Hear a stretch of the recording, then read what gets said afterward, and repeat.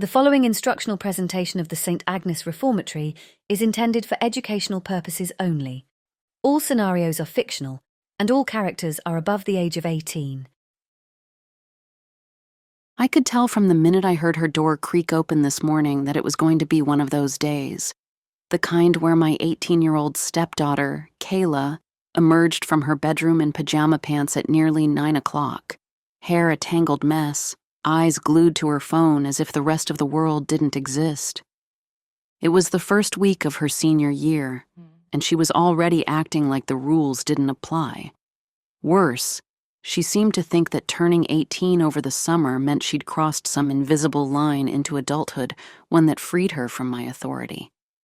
But my house, my rules. "Morning," I said, keeping my voice calm. "You're supposed to be at school." She didn't look up. "Don't have any real classes today." I set down my coffee mug.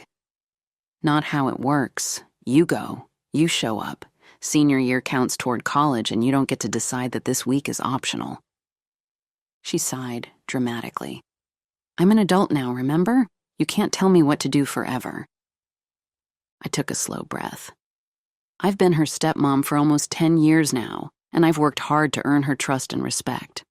I'm not quick to anger, but that doesn't mean I let attitude slide. Senioritis is one thing, flat-out defiance is another.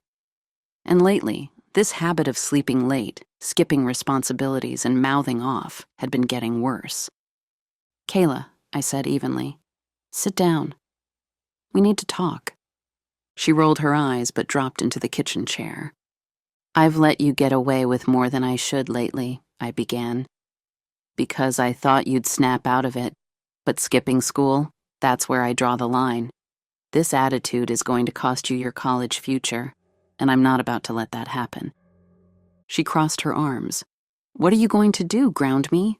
I'm 18. I stood.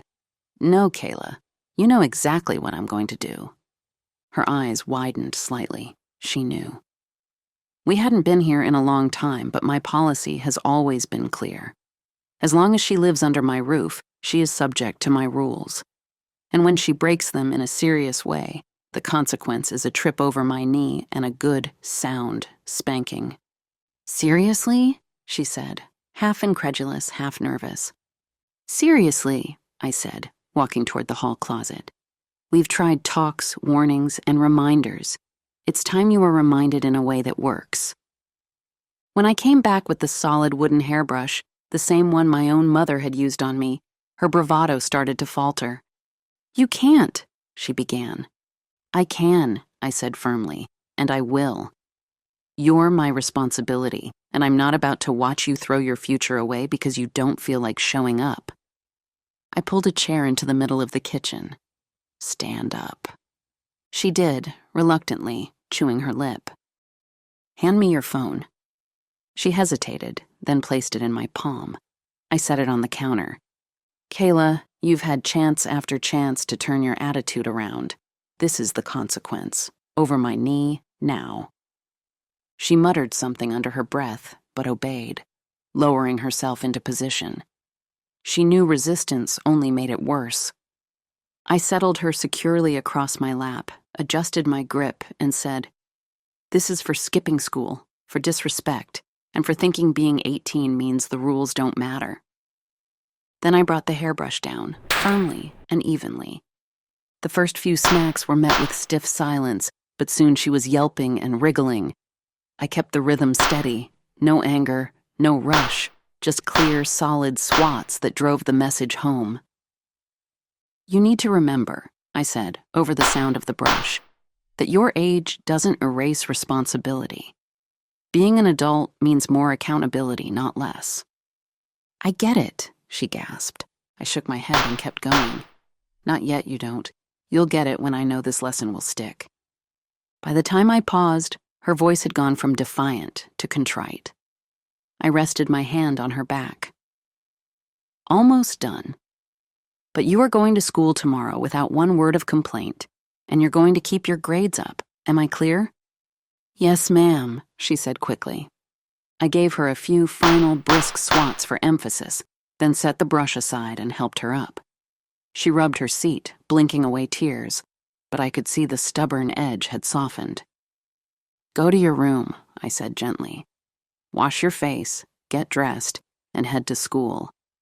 You'll still catch most of your classes if you leave now."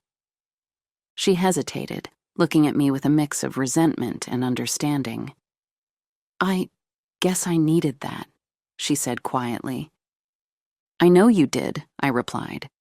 "And I didn't enjoy it, but I'm not going to sit back and watch you ruin opportunities. You've worked too hard for that." She sniffled, nodded, and disappeared down the hall. By the time she left for school an hour later, she was composed, dressed in uniform spotlessly, her backpack slung over her shoulder. She even said, "See you later," before heading out the door, a small but telling shift.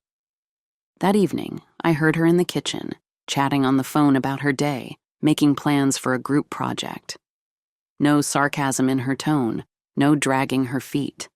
She came into the living room and sat beside me on the couch.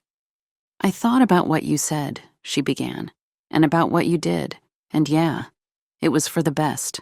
I've been acting like an idiot." I smiled faintly. "I wouldn't use that word, but I'm glad you see why I had to step in." She sighed. "Guess I forgot you're not afraid to back up what you say." "That's part of being a parent," I said. "Sometimes it means being the bad guy in the moment so you can be the good guy in the long run." She gave a little laugh. "Bad guy with a hairbrush, huh?" I chuckled, something like that. We didn't talk about it again that night, but the shift was real. She was up on time the next morning, dressed, and eating breakfast without being told. And over the next few weeks, the senioritis fog began to lift. Discipline isn't about punishment. It's about course correction. Sometimes a strong, decisive action is what breaks through the excuses and self-pity. That morning's hairbrush lesson was just that. A sharp, clear signal that the rules still mattered and that she still had someone invested in her doing the right thing. And for both of us, it was a reminder that love doesn't mean letting things slide. Sometimes it means drawing the line, holding it, and helping someone step back onto the right path, whether they like it in the moment or not.